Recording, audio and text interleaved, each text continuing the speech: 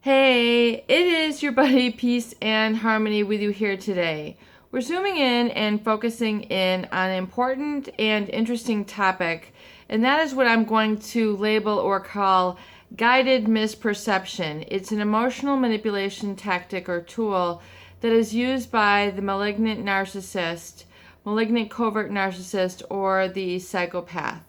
And guided misperception is essentially when this individual who is seeking to disrupt you, throw you under the bus, sabotage you, scapegoat you, gaslight you, etc., all the sort of emotional manipulation tactics that these people will revert to in order to have power and control over others, they will engage in what I call guided misperception. They will create an illusionary statement or event which does not exist in reality, but which they will then project onto you and have you then furthermore pattern interrupt your cognition and accept that illusion or delusion as reality. And this is always caused in a self-flatulating feeling, emotion, behavior, which then leads to reaction and causes a lot of the distress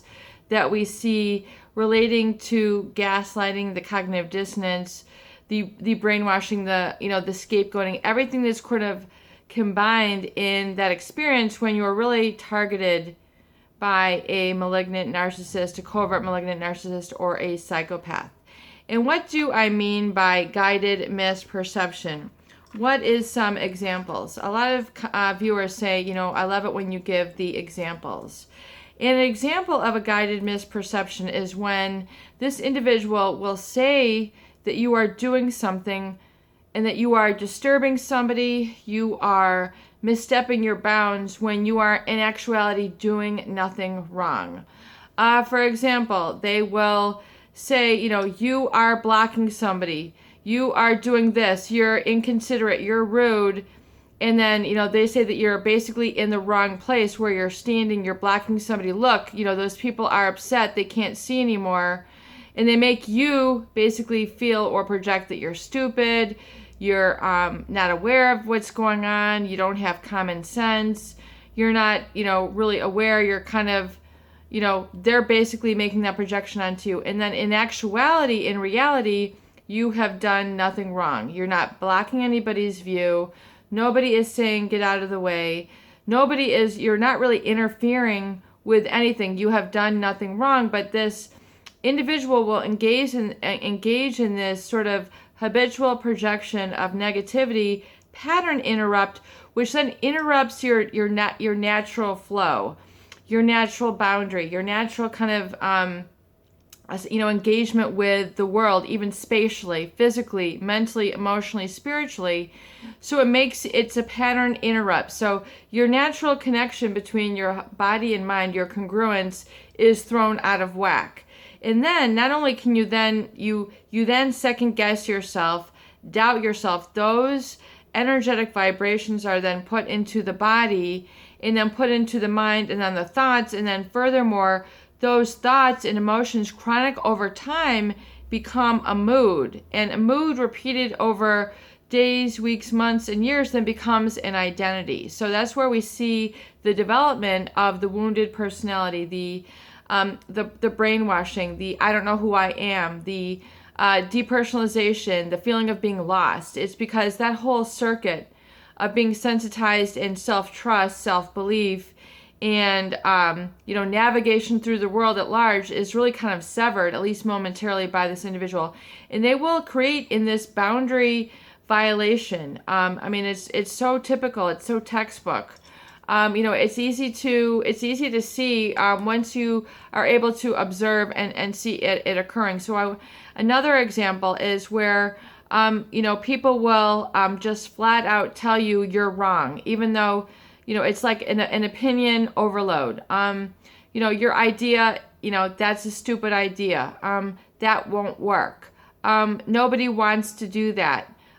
We're not doing that. Sort of, the immediate kicking you behind the knees when you give an idea, a suggestion, your input, And some people, are they become anesthetized to this type of people. The people who are really, have these people as spouse or family members, they tend to really get into a very high tolerance level of putting up with this. They become literally anesthetized to it. It's, and for some people, they can withstand this sort of abuse, this sort of, judgment, and it really doesn't bother them. For some people, they see it for what it is, and they don't want to tolerate it. They've had enough. Enough is enough.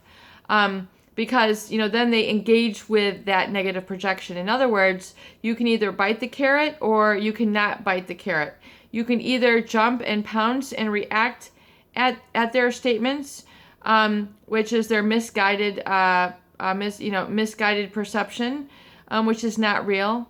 It's, like false evidence appearing real, the anonym for fear, false evidence appearing real.